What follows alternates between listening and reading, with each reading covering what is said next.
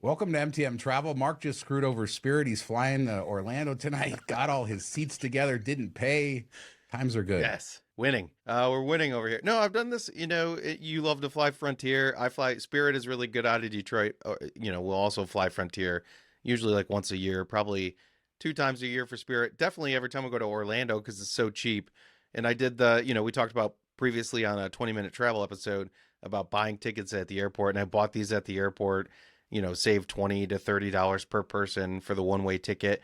And when we were flying to New York, I went to the airport and bought for 4 people. The total price was $120 after they waived the fees round trip on Spirit, which is insane. It doesn't make any sense how they can afford to fly people for that. But yeah, we're flying to Orlando tonight, and I never want to pay the seat fees. And the kids are a bit older, so I'm willing to risk it. Like if one gets sent off somewhere, whatever.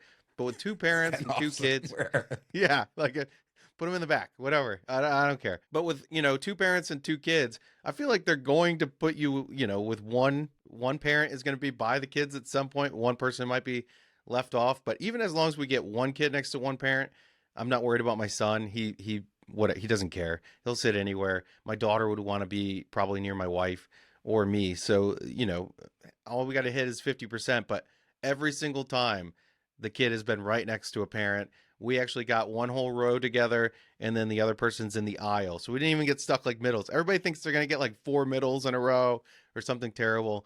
Don't pay for seats.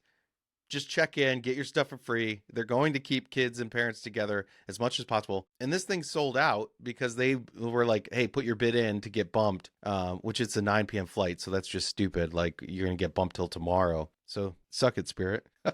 I think, could we call like seat assignments the biggest scam in the airline industry? Because Yeah. most of the time you are going to get seats together. Most of the airlines, they just, when you don't have a seat, they're going to assign seats for everybody in the party through empty seats. So the only time you're going to get split up is if everybody already has a seat assignment. So that could happen, but it's very rare. And like you said, don't worry too much about it and how much money is wasted because, that 1 in a million, you're going to get split up. And if you check in early and just make sure that you're on top of that stuff, it works out good. And I mean, you're talking, over the course of for a traveler, like if you were paying for seats on all these airlines, you're talking about a ton of money. And I agree. I've never had an issue getting split up for my child. Yeah, I think, there are horror stories out there, of course, where people are like scrambling or their 3-year-olds getting pushed away from them. Usually people will swap, but that's such a rarity that I wouldn't like think that that's going to happen. And that's happened on United and stuff like that, where you can pick seats usually for free or at least a portion of them if you plan ahead a bit. So I think it's just such a rare case, but that's what everybody remembers. And, I'm going to a hotel that's going to make you jealous. Well, 2 hotels that are going to make you a little bit jealous. Since we're getting in late, we're staying at the Hyatt Regency at the airport, which I love. I love that you just walk in, go right there. So much stuff is, before security in Orlando that you can get up and go grab stuff from the shop or go eat at a restaurant and stuff. But I just love that one, and the rooftop pool, planes flying by, a lot of balconies overlooking the runway. Such a great category. I think it's category 4 now, property in Hyatt. Yeah, it's a great airport hotel. I mean, it's not the newest or freshest or fanciest airport hotel, but right in the middle of the terminal. Like you said, the pool, the views, all of that's good. It's funny how we're going to Orlando a week apart. I'm flying a week from now to go to Universal Studios and do all of that. We also know you're going to the Conrad, so you're going to report back on Yes. that, which I can't take good video, please. Have Connor take video. Okay, Connor's got his Pixel. He's now Yeah, in charge yeah, of all the video for the that's true. Ostermans. He does, the Pixel does, I think, do better. I don't know about video. It does better pictures, but I think the video is not the greatest compared to iPhone. But, oh, I forgot to mention this when we were talking about him and his letter and his proposal for allowance. Like, as soon as Charlotte, my daughter, is like mini me, she picked up on like all of this right away. Like, so he's like, oh, so I'm in debt now. I owe you money and stuff. And she's like, hey, if you want to take pictures of all the stuff I want to sell on Facebook Marketplace, I'll give you half the money if you post it, take the pictures for mom, post it, list it, do all the work. I'll give you half. He's like, okay. And then then when we got back, there's like garbage cans and stuff out by the street, and she's supposed to grab one. She's like, I'll give you $1 if you take care of mine. Oh, she's got all the power now. That's hilarious. Yeah, it's Yeah, cool so that she she's like picked been up on paying that. him to do all the stuff she doesn't want to do. It's been amazing. Yeah, it's always a great time. I can't wait to hear more about that. I did my Salt Lake City trip, that 1 day quick trip, which was about as uneventful as possible with Frontier. It's like a 6:20 a.m. flight and a 9 p.m. flight back from Salt Lake, all on the same day. And other than I got to the airport, I was going to park in McCarran Harry Reid Airport. It's Saturday morning in the economy lot, which is only $12 a day. And if you go to Terminal 3, there's actually a surface lot right next to the garage, so it's not actually far away. You can walk right to the terminal. Anyway, I get there at like 5, I don't know, 20-ish. Like boarding is in like 10, 15 minutes. This is my usual routine, except usually I get dropped off. Anyway, there's no parking spots. I can't find a single parking spot there. So I'm scrambling and driving around the parking lot at like 25 miles an hour because it's huge and I'm trying to find a space. And then I just parked in the corner of the lot, which wasn't even in a space. I was just like, screw it, I'll be back tonight. Worked out good. Flew to Salt Lake City, went to Lagoon, beautiful weather. I did some hunts over there, did the new roller coasters. Yeah, great time. And, you know, it just proves you can do a lot of stuff in a day. Yeah, it reminds me of the one time, the only time I've almost missed a flight. I was parking in Detroit at the Blue Deck, which is like the North Terminal or whatever it's called, Evans Terminal now. They changed the name, of course, because we like to name things after people, even though we have to take it down half the time because it turns out they're scumbags. We haven't figured out, you know, let's just name them after the city or whatever. But anyway, so I'm there. I parked there because it's a little bit cheaper, and I was flying Delta out, which is, you know, in the McNamara terminal. But I was flying, let's say, I forget if it was Southwest or American back. So I would be landing in the North terminal, so I would be able to walk to the car. And I usually try to park where I can get out and when I'm leaving and just go straight to the car. I care about that more than riding the bus between the two terminals, you know, before the flight, because I can get there in time. I do that, and I'm waiting for the bus to come, waiting, and I cut it close like you. I give myself like 20 to 30 minutes usually. No bus shows up. Like, and we're getting to with like 5 minutes before boarding.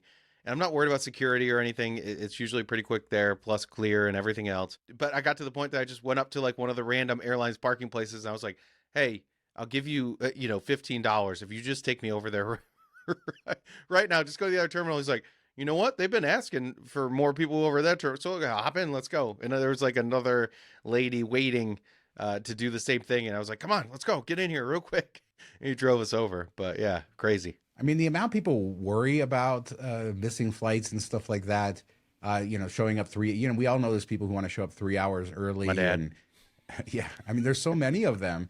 And, you know, these aren't the people who are even savvy, who have lounge access. Not that you have to be savvy to have lounge access, because a lot of people do, but they're generally the ones who are just sitting in the terminals. They're, you know, a lot of time older. My dad's the same way. So it's interesting, you know, how much people do that. And then I just think, you know, I save so much time by getting to the airport as close as possible, have it all timed. If for, you know, by one chance I miss a flight, I guess it'll all balance out. But I'd be interested to hear how other people are with that, because I imagine, you know, it probably split right down the middle. But as you become, you know, especially at your home airport, you know the security rhythms, you know what to do, exactly where you're going. I have lounges here. I would rather just get there and get right on the plane. Yeah, I only use lounges if I'm on a layover, or if you're, you know, departing a city you're not familiar with, or like internationally, and you're a little bit more worried about what's going to happen, or how long it will take. So I'll do a lounge maybe a little bit, but I'll, you know, an hour at tops. But yeah, on a layover is when I definitely want a lounge access if I can get it.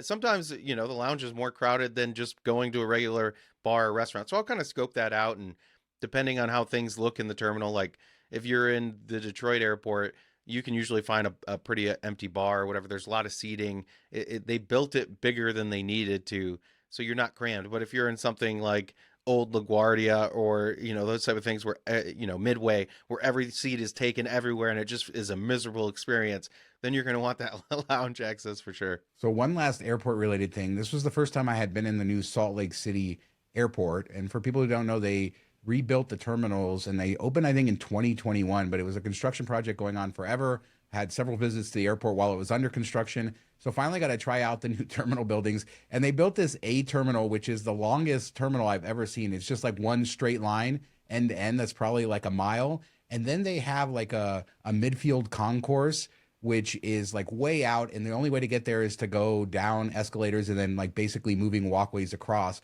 And the Frontier gates were at like the furthest point. It was a 25-minute walk, no train, you know, 25-minute walk from where security was to our gate. This airport has to be the worst laid out airport I've ever seen for a new airport.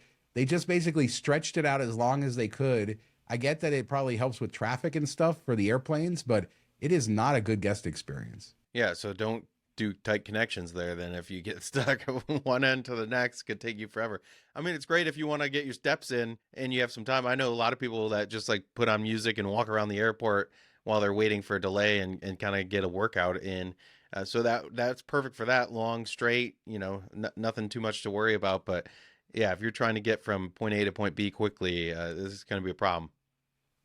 Yeah, I mean, it wasn't a huge deal coming back to the airport. We knew where the gate was going to be because Frontier only has a couple gates there. When we landed, we're just like walking towards baggage claim, walking, walking, walking. And it's not like the entrance is in the center. You have to walk down the full end of one pier, then go under and then down and then back. It's a lot anyway. So I mean, for a new airport, I don't get it. It is a beautiful airport.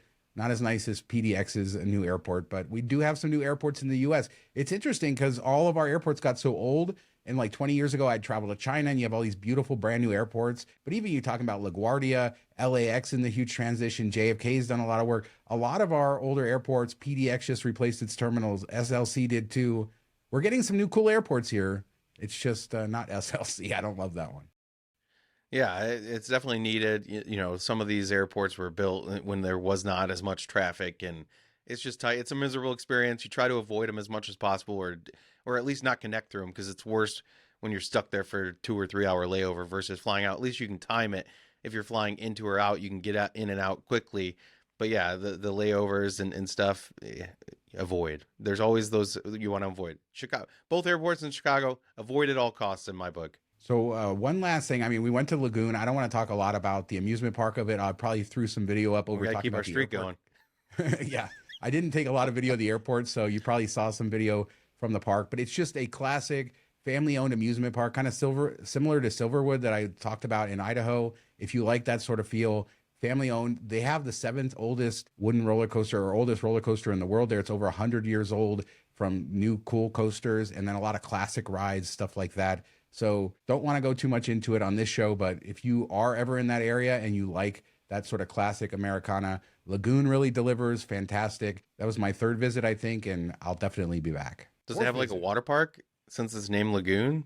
It does. It does have a water park, Okay, not open this good. time of year, obviously. Also has a big lake in the middle of the park, which is where the name comes from. And a cool train ride Okay. that goes through a zoo, and they have like a pioneer village, and they have classic roller coasters, new roller coasters. Like I said, the 100-year-old wooden coaster, dark rides, like the old ghost train rides and stuff, like the classic ones you would see back in the day, not the fancy Disney ones. So yes, a lot of cool stuff going on over there. Yeah, it sounds like a fun trip if you're there, for other reasons, or you could do a one night layover, check it out. Definitely. I haven't spent really much time in Salt Lake City, so I need to get out there at some point. I know my son wants to go to every state, so we're gonna have to hit it at some point. And Utah has all those great national parks and everything, so definitely need to get out and check it out. It's definitely a beautiful place. Utah is a beautiful, beautiful state, top to bottom. So I guess we can talk about this. This article sort of broke right before we recorded, and it's from Frequent Miler talking about how Chase is changing their insurance, their travel insurance protections on their Sapphire Reserve card, also the Ritz card. Trip cancellation, not trip interruption. So let's start with this. Trip interruption, that's your flight's delayed more than 6 hours. You end up having to get a hotel. You need to go get, restaurants, food, a new hotel, a new flight maybe. That's all the same. But what Frequent Miler is claiming is that with the trip cancellation, that now you have to pay for the entire trip on the Chase card in order to get reimbursed for the cancellation of the trip.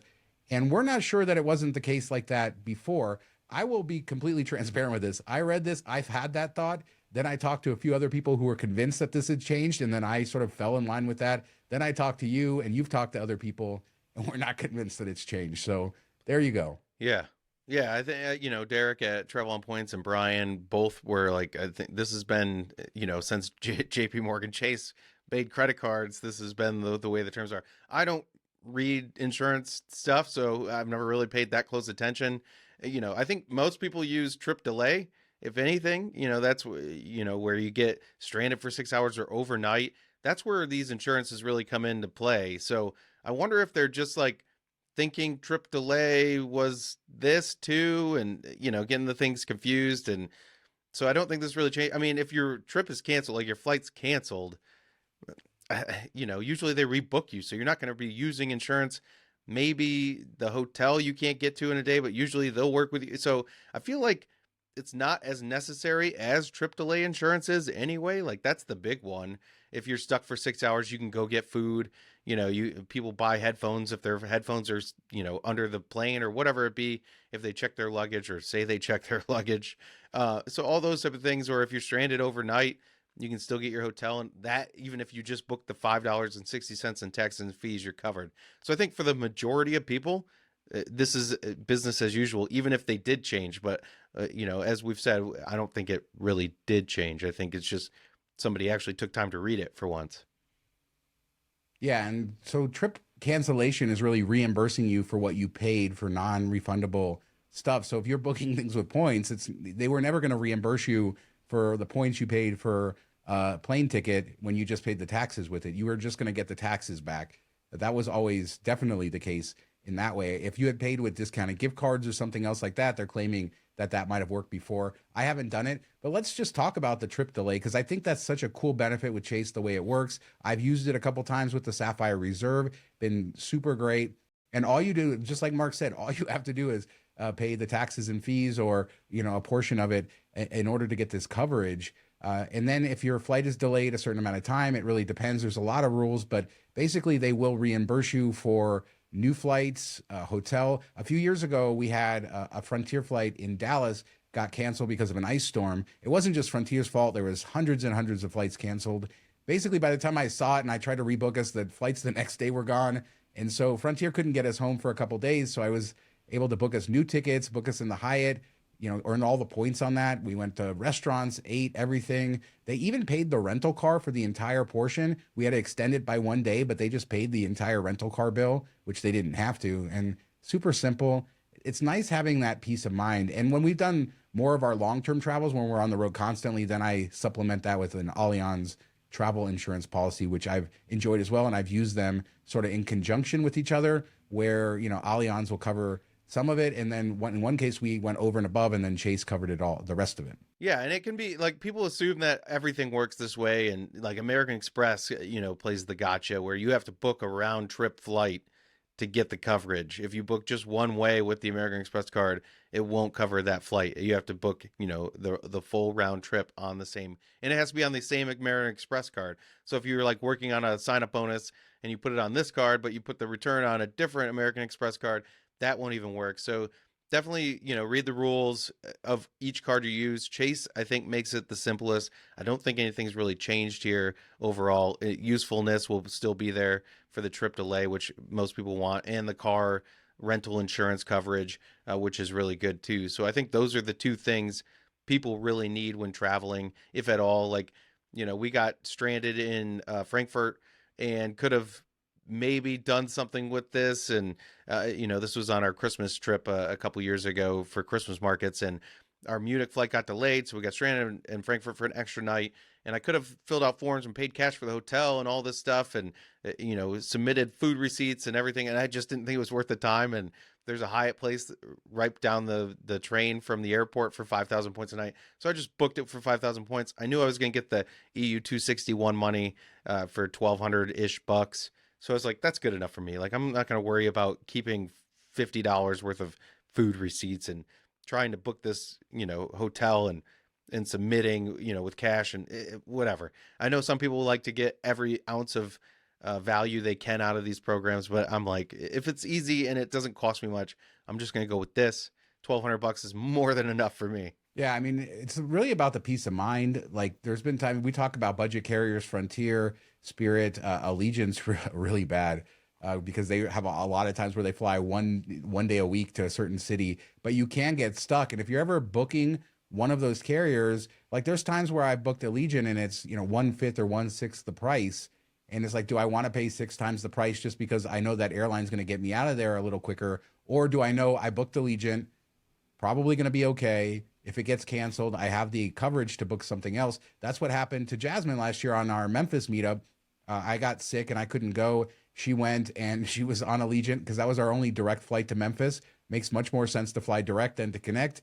Anyway, her flight was basically canceled. They had one flight a day, so she was going to have to fly out the next night. I told her go. I booked her a Hyatt. She got to do Brand Explorer, so we got all the points for that. Got reimbursed for that. I booked her on the first flight on another airline the next day, so got her home the quickest as possible. So it's the peace of mind knowing that you can deal with the problems and having this insurance to kind of deal with that. I like that, especially when I'm on the budget carriers where there's a higher potential of me getting stuck somewhere. I just know that this is my backup plan. Yeah, and we can build in our own insurance too. Like let's say Frontier is $120, but Delta has a flight for $250 and you're like, I'm going to book the Frontier, but you could book Delta or Southwest or something. Use miles as long as you can remember that you did this. Book a later flight in the day and then cancel as soon as your flight boards and you're taking off. And there's plenty of people that do that. They build in their own insurance if you don't use these programs or you don't have a card that has good coverage, something along those lines. This is a way that you can do it yourself too. Yeah, a lot of people in the hobby do that. They book backup flights. Like you said, the key is remembering that, and that's why I don't do it, because I just know that I'll forget and then I'll just eat the mileage. People even book backup hotel rooms and all kinds of stuff have. It's crazy, the people in this hobby, how many different games they have and spreadsheets they have and all of that. But yeah, that's self-insurance, like you say. I mean, I don't even know how many people I've talked to. They're like, yeah, I have my backup flight. And it's just a normal thing for them. I can't even imagine how many. I don't even know how they keep it all straight. But it's great. And they're smart. When something goes wrong, they just hop on the other one. Or they'll book, flights a few hours apart. They'll be like, well, I might take this, but maybe I want to leave a little earlier. And then they, have the earlier flight already booked. A lot of times when we go to like Chicago seminars, stuff like that, the crazy thing you learn in this hobby is flights are truly flexible for people. Like there's so many people that, they have this or that. I'm going to try to get on an earlier flight, or I have a different flight booked. It's really nuts. Yeah. And then you think about this, like, oh, does that screw over other people that want those plane tickets, because they're taking up a seat, and yes, that's something that you definitely have to consider and how you feel about that. But you don't do it for the same airline because they will cancel one of the two likely if it's if you're not able to physically take the flight. Like if you do it enough apart, if it's 12 hours and you could theoretically fly to the place you're flying and then fly back, then it might stick. But if it's like 3 hours apart and the flight's 3 hours, they're not going to let them both stay there. So use different airlines. Yeah, and this is an interesting hobby with a bunch of interesting people, which is sort of kind of leading into our guest that we're going to have in just a minute, talking about the miles and points hobby. And there's some really interesting data. He did the survey, and maybe people who listen to the show, David Ocamb, he did the survey for us when we did the podcast survey and the MTM surveys, but he also did surveys of the wider group in the miles and points. And we thought we would talk about what are you guys? Who are you guys? What are you doing? And there's some really interesting takeaways about how people view this hobby. And I think how people kind of shoehorn themselves into thinking that everybody does everything all of the time. I can't wait to dive into that data, because you hear these things and then you think, oh my God, I should start booking a backup flight. And you probably, I think that a lot of people do it. If I was to guess, it's probably like a low percentage. And it's just interesting how everything sort of gets skewed out. We get exposed to all of this information, and it's really hard not to believe that everybody else is doing all the cool things and we're not. Yeah, and you find kind of people that are in your same realm as you go to meetups and everything, and you talk to them. So you just assume, like, naturally, you kind of fall into the trap of assuming everybody is like you. Like if you have 10 people that you chat with every day that do the same, you're like, oh, everybody in the space must be doing similar things, and it's not really the case. A vast majority of them, I would assume, are just here to get a couple free trips a year, and they're maybe a couple card signups. They're not like gung ho, which is totally fine. But yeah, like there's the fringe people, and then you work your way in to where it gets really crazy. And you and me aren't even all the way in the center of the craziness that some of these people do. Yeah, absolutely not. So after this break, we'll be right back with David Ocamb. We're going to go over all the stats, some of the most interesting things about you guys. You definitely don't want to miss this. So we want to welcome David Ocamb from the Ocamb Group, member of the Miles and Points community. I think that's probably how most people know you, as just a member, one of us. Yeah, that's how I am, is one of us. I've been in here for probably longer than I'd like to admit, and been hanging out in the community, been doing the thing. Yeah, it's great. And you're so involved in the community, you decided to, do these surveys. And we did separate surveys for MTM's YouTube and podcast and, or actually, I guess our podcast, our Diamond Group, and Yep. then just the website. Yep. And that was really fascinating. But you also did it for other people. And then you were able to kind of take all of the data from MTM, from everybody else, Yep. put it together and kind of give us an idea of what this crazy community of people looks like. Yeah, yeah. I was actually I started this with the Chicago seminars, and I was talking with some of the organizers of the seminars, and they were asking if I wanted to present and what I might want to present on, and I thought on it, and I thought what I do for a living, what I do professionally, actually is something that would be interesting, something that I don't know that we really have had in the miles and points community. And so being able to do a survey of the points and miles community, granted, it is probably the community that we all live in, and not necessarily the TikTok, the younger generation community, which I think exists out there. Unfortunately, I just don't have It's access terrible. to it. Yeah. Mark hates TikTok. If you didn't Well, know, he's on a crusade. Yeah. Get off my So lawn. this, so Exactly. yeah, so take this with the greatest of. This is the old people's demographic This of is miles and points. Gen X, elder millennial, and into the baby boomer demographic. We did not have that many respondents who are in Gen Z. So Mark and I were talking a little bit before just about how people get FOMO and they feel like everybody's doing everything all at once. Every time you hear of an opportunity or a play that somebody's doing or a strategy that they have, you feel like you have to do it too. And there's a few questions I think that stood out in that realm. To start, approximately how many hotel nights did you have in 2023? 10%, 5 or fewer, 17% ish, 6 or 10. So there's a decent amount of people just being in this hobby. You don't have to travel 100 days a year.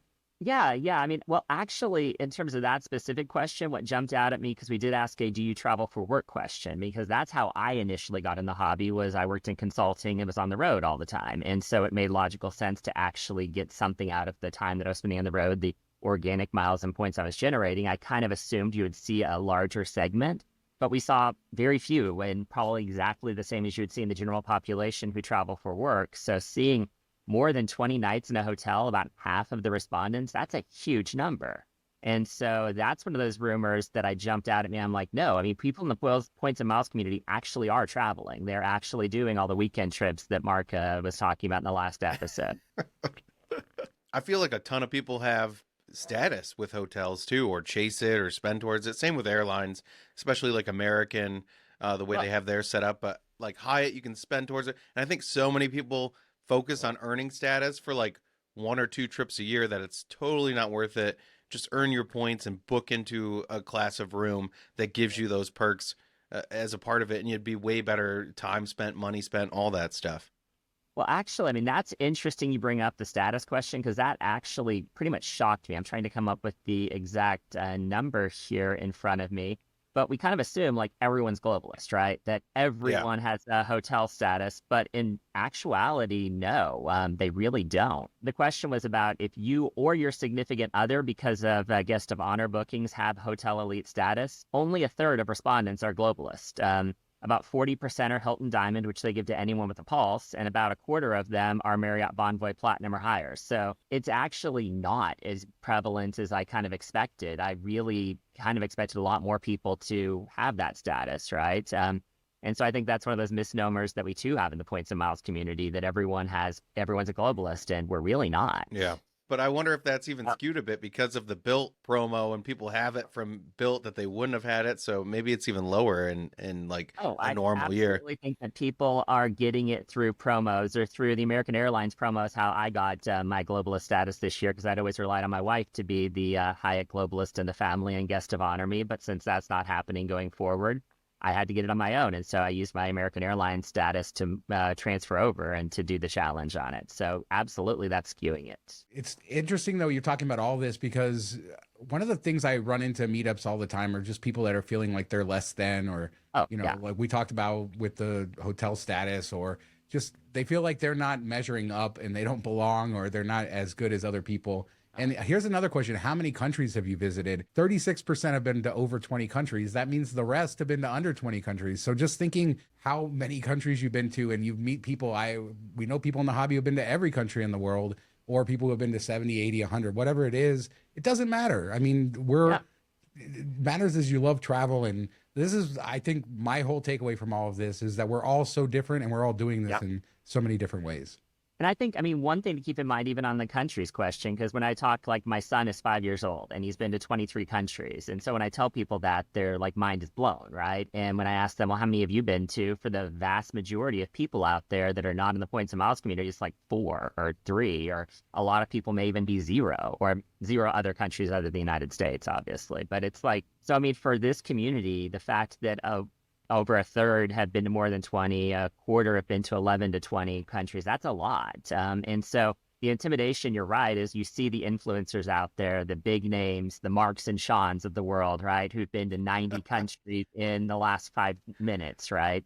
And the truth of the matter is we are much, much, much more well-traveled than the average person. But yeah, we're not all Mark. We're not all Shawn. I don't even know how many countries I've been to. I'm going to be honest. I don't even know like how many states I've been to. I know there's still a few I need to get to, but like that's what's I find interesting too, is so many people like focus on like how many airlines have you thrown, how many countries have you been to, how many states. That's a big part of this, and it kind of turns some people off, and I don't think they're intending to be that way. It's just what they're excited about. So it's always funny. But even going into this, like there's a lot of people that only travel in the United States. That's what they feel comfortable doing, or maybe they have small kids, and I understand that. But like each state is kind of like its own country when you think about it, its own culture, uniqueness, and everything. And when you go to Europe, Texas they're is like, its own country. You know, I mean, Texas yeah. is best of all the states out there. Blah blah blah. Says the guy that left. But no. But no, it's funny, you know, because you can go to these different areas and you get a totally different experience. Like we were just in Santa Fe, you know, not Santa Fe, Albuquerque, and New Mexico, completely different than, you know, the Midwest or the East Coast or the West Coast. Like, and when you go to Europe, these countries are the size of states, and it seems like cool. Like, hey, I went to 10 countries when I was in Europe. Well, that's about the same as going on a road trip in the US when you really think about it. One of those interesting things to me, I mean, we always talk about like the Maldives or these like fancy way out there places, right? When you ask in this community, the Points and Miles community, where is your favorite place in Europe to visit? The resounding answer was London. And then second was Paris, right? It's the places that we think of as quote unquote cliche that people love. People go to London for a reason because it has amazing stuff. People go to Paris for a reason because it has amazing stuff. And again, I think that FOMO and a lot of the influencers trying to find new content that's undiscovered or whatever is ignoring the fact that real Points and Miles people are going to the quote unquote cliche places. There's a reason those places are cliche. I've said this, you know, I didn't like London the first couple times I visited. And you talk about privilege right here. The fact that I'm going to talk about that I've been to Paris and London a bunch of times is huge privilege. But I sort of over time, like really learned to love them. And they're some of my favorite cities. You know, it's just, that's what travel is. And that's what the nuance is. But yeah, I find it, you know, the counting things, whether it's, you know, Mark, people like to count beers too, right? You have an app where you can say, oh, I've had this beer and that beer. And, you know, I think that's just part of culture. So I never like take it as somebody who's bragging. I've had periods of time where I haven't kept up with my country list. When we were traveling the last couple of years, I updated it. So I'm in like the 70s somewhere, and that and $1 will get me a bag of chips 10 years ago. I mean, really, like that's how much it means to my ego that I've been to those countries. It's just about the experiences and the travel, the memories, and just doing what fulfills you. And if that is traveling in the US, then you are no less of a traveler than me. Absolutely. I mean, whatever makes you have fun in this game, because Points and Miles is a game, and we have found a way to win in this game and to succeed. And winning doesn't have to be going to the Maldives. Winning can be going to Albuquerque if it gives you joy. And in terms of if you get joy out of a country list or out of a state list and checking it off and getting that like Mount Everest of finally getting to Montana, right? Then that's your thing. But if you don't, and you just like to go to New York City, which was the #1 domestic destination, right? Enjoy New York City and the horribly high hotel prices, which are currently out of the like. Sorry, just trying to. It was nice happening. Before COVID, you could get them like somewhat cheap and, you know, in the winter and stuff. And now it's crazy all the time. But funny enough, Montana is one of the places I have not been. I wanted to do with my son. I wanted to do a Wyoming and Montana trip, you know, because you flying to one, driving to the other and all that. But flight prices were insane. Miles, points, cash, everything like, you know, $60K for main cabin. I'm like, I'm not paying that. So we ended up going somewhere else. But yeah, it's still on my list. Same, exact same. I've been to every state, Mark, and I just want to point this out. There's so much I Oh, haven't brag seen. time. Sean brag time. No, Yeah. there's so much I haven't seen. It doesn't really matter. True. Like I could say I've been to every state. It was fun going to Alaska, checking off the last one. But to pretend like I've seen the whole country and I've seen every bar, you never will. My first trip where we did a 3-month road trip around the U.S., I thought, oh my God, I'm going to see everything. And then I realized at the end of those 3 months, I saw nothing. And then the more you travel, the more you realize there is to see. And it's this endless pursuit. You'll never get to all of it. So just enjoy what you do. And yeah, so that's still my view of the U.S. I've been to all 50, and there's so much. I mean, there's so many places I want to go and see. During COVID and having the restrictions forced me to be innovative. It forced me to try new things. And so Michigan, for instance, had I been to Detroit, of course, I'd been to Grand Rapids, but going up into the Inlet Bay Harbor and up to Mackinac Island and just exploring, it's gorgeous. It's pretty amazing, that Michigan state. Any state you go to or any area in a state has something of value to offer you. I don't care how much the people who live there think it sucks or whatever it be. There's always something unique there, and a lot of times it's overlooked by the locals because they, it's just down the street, whatever, who cares? But us going there find it unique, and like you said, Michigan. Northern Michigan's a totally, completely different vibe than Southeast Michigan. West Side is completely different than, Grand Rapids is different than Detroit and stuff. And that's just one state. Every state is exactly like that. So like Shawn said, you can go to all these states, but unless you, maybe Stephen Pepper's the only one doing it right, where he's spending like 10 years or whatever it is to go to every state multiple times. Maybe he's the only one that will ever say he's seen it all. I love how Ocamb got you going with Michigan. He knows exactly what to do. Just compliment Michigan, and you got Mark all happy. One of the things I think people worry about is like, how much time should I spend learning this? Did this become a job? Is this becoming too much? Am I too obsessed with miles and points and travel? Is it eating into everything else I'm doing?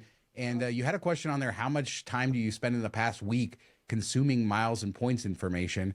And what's interesting is, I'd say the vast majority were in the 3 to 7 hour range, but 30% more than 7 hours, and about 32% was less than 2 hours. So it's kind of mixed all over, and people are kind of approaching this at all different levels. Yeah, I think that you have people who it's just a hobby for them, frankly, that they do 1 or 2 hours a week as a normal hobby that you participate in, all the way up to, we asked another question of, do you consider this a part-time or full-time job? And a sizable percentage of people answered yes, that this is a full-time job or a part-time job to them. And so you have the complete gamut of people. And it's just so interesting that this community isn't monolithic in any way, shape, or form. Yeah, I wanted to point that out. I thought that was interesting on the second part-time job. I think it was like 40% said yes, they at least somewhat agree. And then you go into like the cash. Have you ever cashed out points, or did you cash out points? And a much smaller percentage of people said yes to that, which I thought was kind of strange, because if this is your job, it's to make money. But I think some people might look at it as, I'm saving on travel, that's making me money, where I'm like, this, miles and points is a second-time job for me, or a part-time job for me, but that's to make money to pay bills and stuff like that. So it's just interesting the way different people look at that question. Yeah. For me, honestly, I don't cash out for cash, but I look at it as like arbitrage, and I look at all of my points as a form of currency, as the same thing as pesos or pounds or whatever, right? It's just another form of currency that can buy something of value for me. And so at that juncture, if the work I put in, the part-time job part of it to earn the points and miles is to do something that I place value on, travel and experiences. Another interesting one was, which of the following transferable currencies do you actively collect points in? Not a huge surprise that Chase would be at the top at over 90%, and American Express second at 83%. But some other interesting ones, Citi Thank You, a little bit less than 40%. That shocked me that we are that sort of far down from Thank You being, I don't know, in my mind, at one point, Thank You was sort of up there with Amex and Chase. Capital One, though, 54%. So Capital One completely passing Citi, and then Bilt 25%. I don't know if Bilt's 25% was a surprise to me or not. I'm probably right where I thought it was going to be, but I think some people would be surprised that they penetrated that deep into the hobby. I think the Bilt question for me is interesting, because I think 25% is both surprising in both directions, right? Because in terms of the amount of play and mention it gets in the points and miles community, you would expect it to be up there with Chase, with American Express membership rewards, because it gets that level of mention. But on the other hand, 25% penetration for a brand new entry that is just came in the marketplace is huge. I think that anyone in their right mind would be begging for 25% market share with the resources they put in. So that's a success for the program. I think it's just, what is your expectation? Where do you think it should be, right? We talked about at the start of this is we're skewing towards the older demographic in Miles and Points. Built's really aimed at the younger demographic. Yep. If you were getting the TikTok, Instagram crowd, I bet you it's closer to 50%, maybe 60%. Yep. And that's really where they want to be. They don't want us as much. They want renters that get into their system and kind of grow with them. Yep. But yeah, it's been interesting to see how they've been able to attract even long-term players without a sign-up bonus and all that type of thing. You know, I have a Built card. I think it's got its place in my wallet for sure, and it doesn't surprise me too much. It's funny, they get a lot of hate and they get a lot of love, and it's both sides. I don't know that anybody divides the Miles and Points people as much as Built, but of course, Wells Fargo brings up the rear in all things. Yes. I mean, it's sad considering the size of Wells Fargo. Yeah, 5.66%, but they're, you know, they're up and They're coming. terrible. They're scrappy. They're- David and It's Goliath or impossible to something. get I don't know. approved for their autograph card. Impossible, near impossible. We are not the people that bank is going after. So the other They thing want was fake a names. surprise. So the last thing was favorite program, Ultimate Rewards wins 2/3 basically of the vote on that, with American Express coming in second around 28%. But were there any other takeaways from any of the questions? Anything else that you wanted to absolutely share as we sort of close this out? The absolute, the thing that jumped at me when I first saw the results of the survey, right, is a majority of people believe they know less about points and miles than other people in the community, right? And the people who are taking this survey are the most engaged, the one that the Facebook algo is feeding if you're in a Facebook group, the one who listened to the podcast enough to want to respond in, right? These are the people who should be responding. They know more than the typical points and miles person. But then I asked myself, how did I answer the question? And I answered the question, no, I don't know as much because of the group chats I'm on, because of the people I know, right? I'm not doing the things that they're doing. And looking at the question in terms of how many times have you flown in a lie flat, right? That question really jumped out at me because we have this illusion that all of us are going across the world in lie flat seats. And we have this illusion in the points and miles community that we're all just going off continent to continent in lie flat all the time, right? That's happening on a regular basis. And a quarter of the community has never flown international in a lie flat seat, and only a quarter have flown more than 10 times, with the vast majority of us flying either 1 to 5 times. And so we see within these numbers, right, that we're not all doing that, even though it seems like we're all doing that. And that's, I think, the imposter syndrome question really is that we're judging ourselves based upon the influencers out there, the people that we see their posts and their blogs. And I think part of that is, to me at least, that they're so approachable. They're so nice. They feel just like us. They are not like a Kardashian that's completely out there living a life we could never aspire to. They look just like us, and they're living a life that we think we could live. And so we're judging ourselves based on them. We're not Kardashians, Mark. So give up the dream. I didn't say And, Mark was a Kardashian, Michigan. Well, thank you, David, for coming on. So much interesting data. Thanks for collecting it, and thanks for giving it back to the community, letting us kind of know. And I think the big takeaway, you know enough, you're good enough, what you're doing is good enough. Just enjoy yourself and it'll all be good. You're good enough, you're smart enough, and doggone it, people in the points and miles community like you. There you go.